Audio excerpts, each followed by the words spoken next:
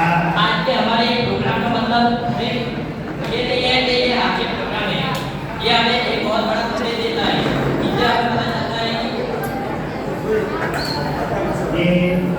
બધા મિત્રો વાળા વિદ્યાર્થી મિત્રોને ખૂબ ખૂબ નમસ્કાર। અમારા જે નાટકને જોવા માટે હવે જે તમારા સામે પ્રસ્તુત કરેલું છે એમાં એવું બતાવ્યું કે પહેલાના નેતાઓ જે હતા અને અત્યારના નેતાઓમાં બહુ અંતર છે। અત્યારના નેતાઓ કેવું વોટ લેવા માટે પૈસા આપી દેશે, દારૂની બોટલ આપી દેશે।